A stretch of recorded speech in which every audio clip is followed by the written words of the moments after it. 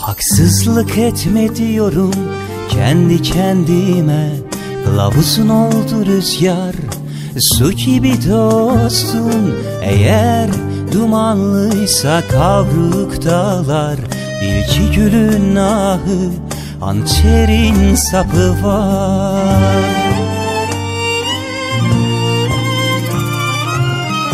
Ben seni yalansız bir bahar gibi sevdim. Sevgi adınaydı milis beraberliğimiz. Sabahtan akşama günü tarar verdik ve kedileri ikimiz de severdik. Senin ağzın tarçın kokardı, benim karanfil. Birbirine karışırdı soluklarımız. Tek başınayız şimdi ikimiz.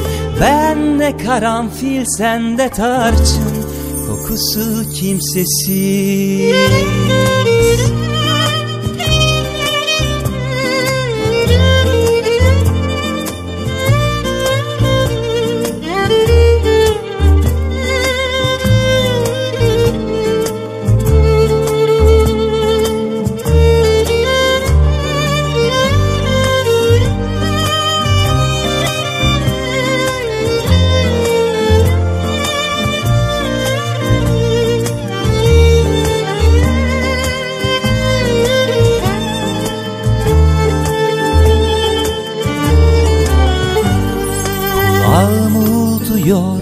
Yapı eğiliyor, çinko damlar daraltıyor gökyüzünü.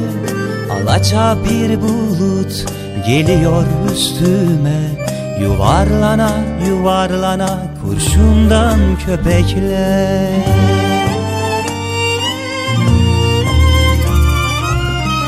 Ben seni yalansız bir bahar gibi sevdim.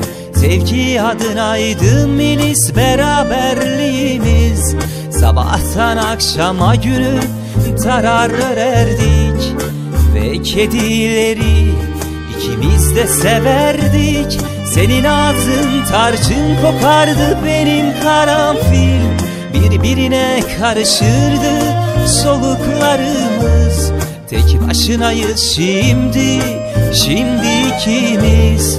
Ben de karanfil, sen de tarçın, kokusu kimsesiz.